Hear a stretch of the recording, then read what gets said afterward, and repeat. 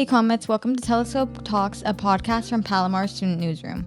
I'm Layla, Coyle, staff writer. And I'm Svara, Jayasinghe, arts and culture editor. And today we're covering Looksmaxxing. Okay, so Looksmaxxing is a term everyone's been talking about lately. The definition is it's like the process of maximizing your physical attractiveness to the max. So doing everything in your power beyond like makeup and clothes, going like super deep, plastic surgery, all that.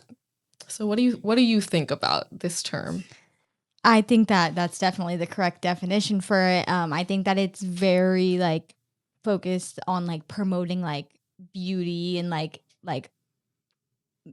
becoming the ultimate like beauty standard and like kind of fixating on what beautiful or what attractive is, when realistically attractive and beautiful is different for everyone. Absolutely. So I feel like it's kind of like a broad term. I'm not sure. But this got popular in like 2025, right? Mm-hmm. Like this started becoming a thing in like 2025, and you started seeing, well, at least I started seeing videos on like TikTok or Instagram of like guys, like men and younger boys, talking about like Looksmaxxing and, you know, like, yeah, that literally just like trying to be like as attractive as they physically can in their own eyes. Yes. And I love that you brought up like how attractiveness is subjective and different for each person. Because I feel like what we're seeing with Looksmaxxing is there's this like now standard that's being creative of exactly what it looks like. Exactly. Of like what like a ideal jawline should look like and all that. And it's like kind of sanitizing us, where we no longer look at like natural beauty or like the natural things on our face, the natural features, and just like artificial cosmetics. Yes. Which I think is a big problem. Yeah, so I was thinking like maybe we could talk a bit about like plastic surgery first. Yeah. I feel like that's where it kind of started off from, because that's more, I mean, I know men get plastic surgery too, but I feel like Looksmaxxing like is like for women, it's like plastic surgery, you know, getting your body done, getting your lips done, getting Botox, you know what I mean? Like that's also been very much promoted, especially with like influencers on social media with like that have young kids and young children who are like very oh gosh, what's the word? Like impressionable? Yeah, impressionable and like passive to, like, you know, to these types of things. Like they see their favorite influencer looks this type of way, they're going to feel like this is the way you have to look. Absolutely. You know? And like, I feel like many people, men and women who get plastic surgery, it's to like kind of get rid of like an insecurity that they have. And like, of course, your body is yours to do with what you want with it. Sorry. So you can get plastic surgery, but I worry like on societal level, like what has it done to us? Oh yeah, for sure. Now like you have a quote unquote flaw that you perceive and you can just get rid of it. And it not only that, but it also promotes like unrealistic bodies to like adults, children, you know what I mean? Young adults, like it's promoting this like, because, you know, everyone has their own natural beauty, but when people are literally shaping themselves into like the way that they want to look and the way that they want to be, it's like creating this like false curated like image, like beauty standard. You know what I mean? When that's not natural. And like in the long run, that is not, I don't think, gonna be satisfying for you. Oh, because like beauty standards change all the time. Like a random example I was thinking of, like, I don't know if you know, like Cupid's bow, like on the lips. That used to be like such a massive thing. I remember for some reason, like that was like a massive like beauty thing of like, oh, she has like the most gorgeous Cupid's bow. And then like last year there was this whole trend of like rounding it out to have rounder lips. I saw that. Yeah. And I was like, so I mean, I don't think anyone can change Cupid's bow through plastic surgery, but like that sort of thing. Like it's consistent.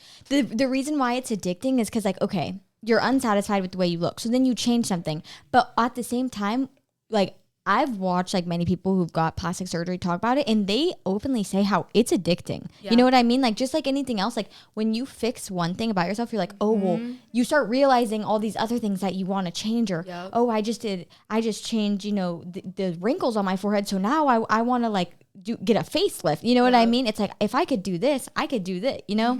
And also it's going to be addicting because like you just said, beauty standards change. Yep. Like they really do.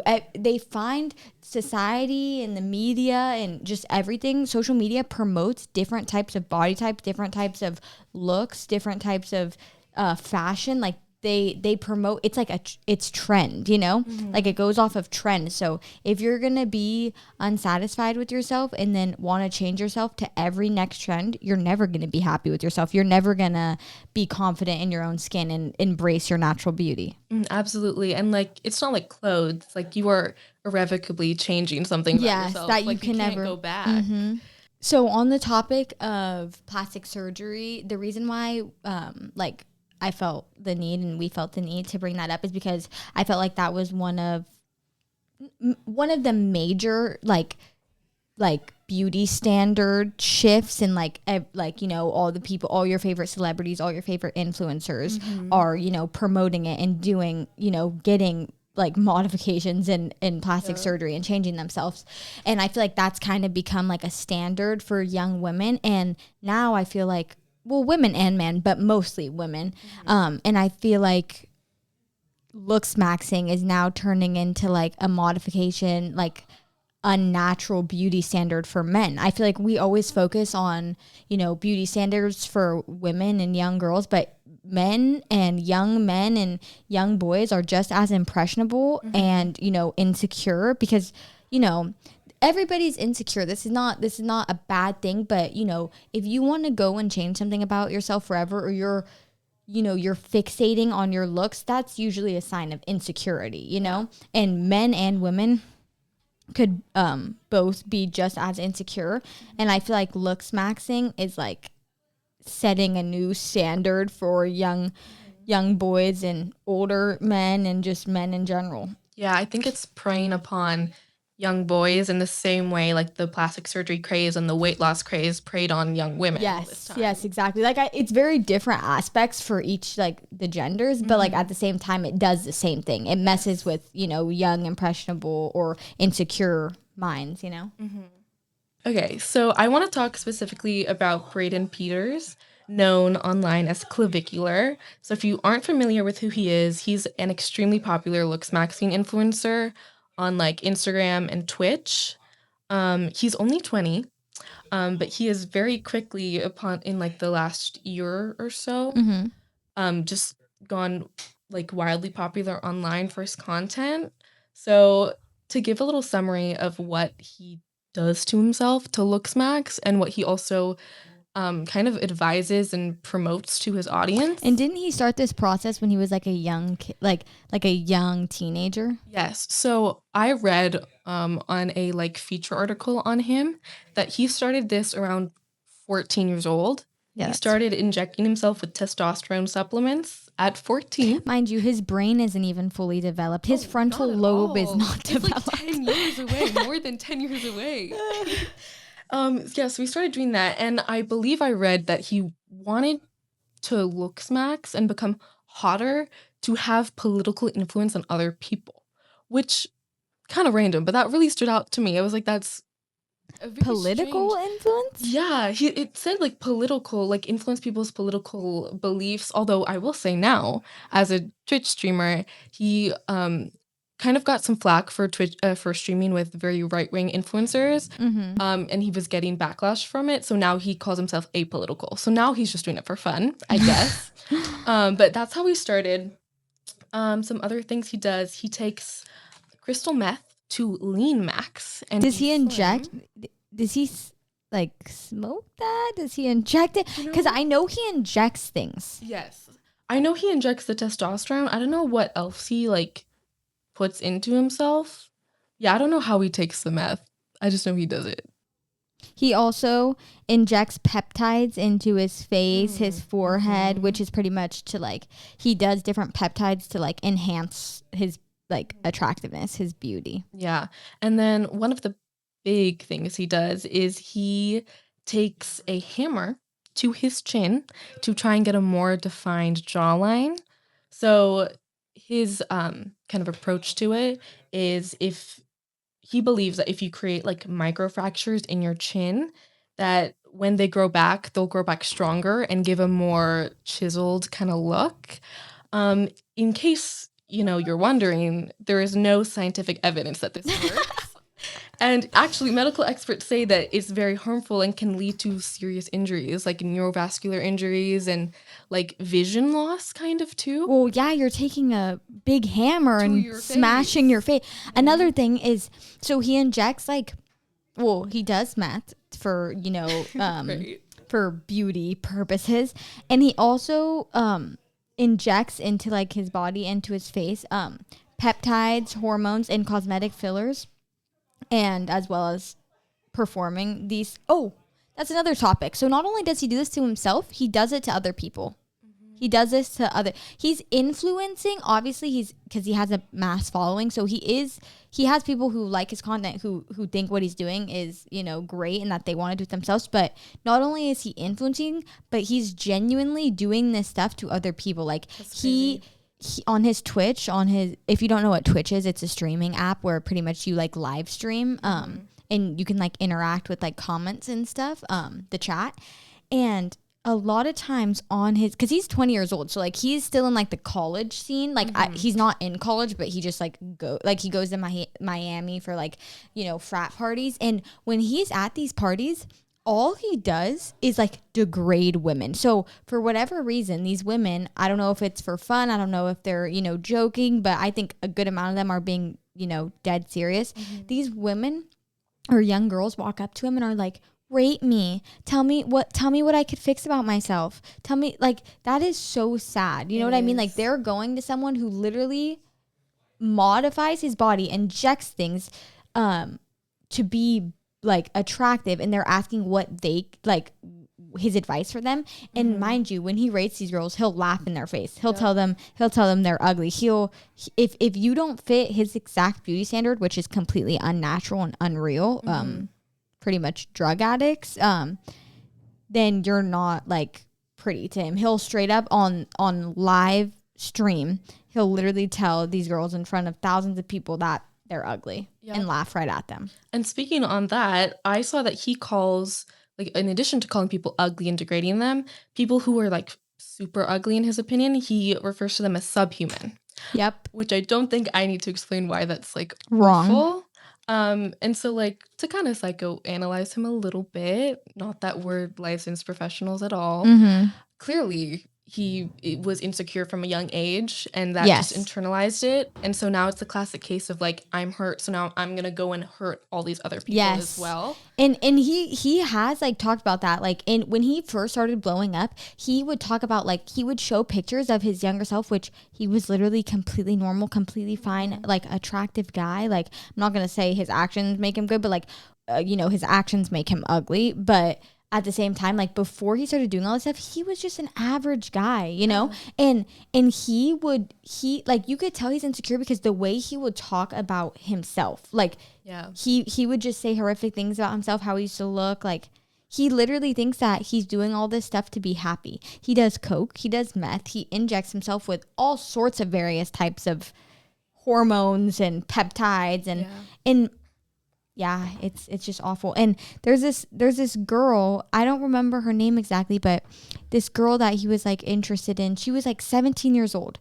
and she like had met him through social media or something, and he completely altered all of her looks. He made her think that he was like a god of like beauty or attraction or something, and she was pretty passive to all the stuff she was saying, and impressionable, and she changed her whole like look because of him. And now people comment on her post saying like, she's balding, she looks horrible. She literally changed her eye color. I don't know if she actually changed her eye color, like, or she just wears contacts, but she wears them all the time. It's just sad. It shows like non-realistic beauty standard can do to someone. Like it will deteriorate someone. They'll never be happy with how they look. Yeah, absolutely. If you can't be happy with your natural beauty, listen, everyone's gonna have insecurities. It's one thing to be like, oh well, I want my hair to be longer, or I want my eyes to be like, everyone's gonna have one little thing. But if you cannot appreciate your own natural beauty, number one, you'll never be able to appreciate other people's. And number two, you'll always compare. You'll never be happy with what you have. Yes, I love that first point that you made. So true. But yeah, it's difficult to find like satisfaction or like fulfillment in how you look, but it's an uphill battle constantly. But I think that it's necessary, because I would love to talk to him and just ask, what is the point? Because sure, looking attractive, looking pretty and hot, yeah, it can make you feel good. It can make other people look at you and go, wow, she's cute or whatever. It can maybe draw more people to want to date you, whatever. At the end of your life, in the grand scheme of things, it doesn't mean anything, though. Exactly. It doesn't hold any weight. It doesn't bring you personal satisfaction or success. When it all comes down to it, like, you're going to be, like, in the time where, you know, you pass away, all you can take with you is, you know, love and memories and happiness, not your skin. Your skin is going to deteriorate. You're going to be a skeleton. Like, I'm so sorry. Yeah, for real. Like, not to sound like morbid, but that is true. Like, don't spend all your time. And also, it's like, yes, I wish he wasn't doing this to himself, but what makes it worse is the way he is normalizing it online and making it seem like there is no other way. If you do not Looksmaxx, you are ugly. Like, that's what I don't like. Like, you know what? Everyone has the right, you know, to do what they want with themselves. As long as it's not affecting others, I don't mind. But in this case, it is affecting others. You have a large following. He's taking advantage of these, you know, very, like, impressionable young people or insecure people. And like I said, you know, if you want to do something with your life, go ahead and do it, but don't make other people feel like if they're not doing it, that they're ugly, because that is not, like, that's not the case at all. Yeah. At all. And another thing, I feel like I'm rambling, but I feel like you'll agree with this.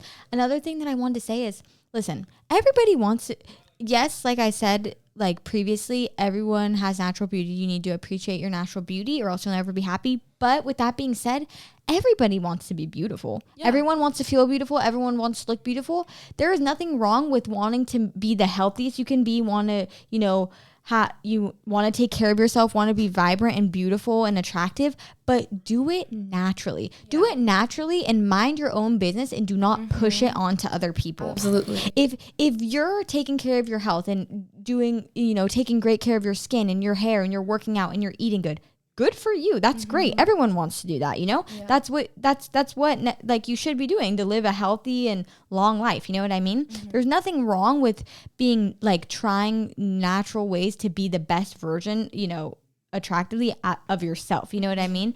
But doing all of these, like, unnatural things and then saying, like, nothing else will ever be like this look is just crazy, and it just promotes, like, the worst things to, like, society and young kids and everything like that. And like you said, like, being beautiful, being healthy means different to every single person. So, like, find what that means to you. Yes. And go for it. Like, everyone else's opinion, it can hurt, right, if they don't have a great opinion of you, but it doesn't matter. Yours does. How you think of yourself and what you feel when you look in the mirror and when you reflect inward, that's what matters. Like, don't listen to these random people online. And that's also, like, what makes, like, everybody so beautiful, because just like you said, Svara, like, everybody being healthy and, like, being, like, the healthiest you could be is different for everyone, you know? Yes. And it reflects differently off of everyone, and that's what makes the world so diverse and different and everyone equally beautiful. If we're all following one 20-year-old Looksmaxxer who, you know, promotes meth and peptides and injecting all these substances into your face and smashing your face with you know, that has no evidence of actually working, you know, like, if we all did that, we would all look the same. That is not, like, that's not how it should be. Okay, I love that you brought this up, because I was thinking of doing it, but I was like, I don't know if it's related, but perfect. Like, because we're seeing, like, in Hollywood right now, everyone, maybe this is a little bit strange to say, like, a little bit taboo to say, but, like, everyone's clearly taking Ozempic. Everyone's gotten the same Botox, the same fillers, the same veneers. They all are looking the same, and I'm like, bring back real people. When you watch movies from the 2000s of, like, rom-coms and stuff, it's like, oh, everybody, these are gorgeous people who because look they're different. all so different, and they're all, you could tell that they're, like, happy in themselves, and that's exactly what I'm saying. Like, that is real beauty. That makes you vibrant. That makes you stand out when you're yourself and when you're happy with yourself. When everybody is is like looking the same and doing all the same stuff to fit the same beauty standard. Like, it's so, not only is it weird, but it's so boring and like weird. It makes me feel like we live in like a alternate, like, I don't even know. Yeah, it's like we're sanitizing ourselves. Yeah. And it's like, listen, diversity in every single form, whether it's how we how we look or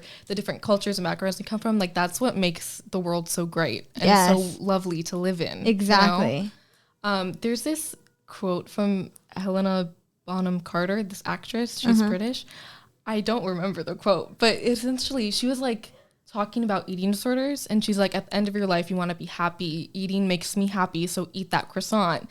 And that's like a philosophy I take with like through my life, because at the end of the day, like when you die, not to get morbid again, but like just at the end of the day, or when you're going to sleep, or when you end your life, you want to have made choices and done things, little, big, everything in between, that made you happy, even if it's like eating something that maybe has like a little bit more sugar in it than normal, or if it's like not going on a diet, or like whatever it is, like just do the little things that make you happy. Exactly. Even if it's a little unconventional or maybe frowned upon a little bit. Yes, exactly. And we all have, whether each one of us has different struggles, or, you know, is dealing with different types of, you know, things, we all are blessed enough to like be living, you know, like to wake up and breathe, to wake up, to go to sleep, to wake up, to walk outside, to be able to see, you know what I mean? It's like, why spend this like 1 in a million chance of like living life on this earth that has so many different beautiful things? Like, why spend your time just like wishing that like things were different, you know? Like, embrace what you have, or else what happens is you're going to spend 50 years of wishing that you had something else, and then you don't have anything left. No time left. And then that's when you're going to really feel defeated and sad. And like, sorry, I don't know if my thought earlier made much sense to the conversation we were having, but what I was trying to say is like, you have one life. Don't live it making decisions that make you miserable just for the validation of others. Yes. Like, don't make yourself miserable. Be happy. When it all comes down to it, and you're like, you know, you're in like on bed rest, okay, and you're like 80 years old or 90 years old, are you going to be thinking about all the people who hated you and said you weren't beautiful? No, you're going to think about all the great times you had in your family and your loved ones, and all your great memories, and how you're reminiscing on the days in your 20s when you were going out with your friends and going on hikes and having the most beautiful time. You know what I mean? Yeah. Like, I feel like we as humans kind of take certain things for granted that we don't realize how much it's going to mean to us in the future. Or like, for example, like, you can look at yourself from a couple years ago, and then, or right now we can be like, ugh, I wish I didn't look like this. I wish I didn't look like this. In 30 years, we're going to be wishing we looked like this. Absolutely. So spend the time while you can, you know? I was literally doing that the other day. I was like going through old pictures, and I don't have a lot of pictures of myself because I used to be so insecure. And I was like, I look fine here. I actually look nice here. What was I thinking? I know. Moment? I do the same thing. Like, what? Yes. And then you wish that you could have known in that moment, and now the moment's gone. Yes. So don't spend your whole life like that. Exactly. Don't. After all of this whole podcast, a point that me and Svara want everyone to remember is just to live in the moment, be appreciative, and, you know, thrive in yourself, thrive in the way you look, thrive in the way you dress, thrive in the things you do, thrive in the things you eat. Just love yourself so that when it all comes down to it, you don't feel like there's thousands of things that you should have done. Remember that, literally, just remember that. Every day when you wake up, don't spend your time wishing about what could have happened or what could have been. Just enjoy the moment you're in before the moment passes and you regret. Thanks for hanging out with us, Comets. Don't miss the latest from Palomar at the-telescope.com or our Instagram, the_telescope. Bye!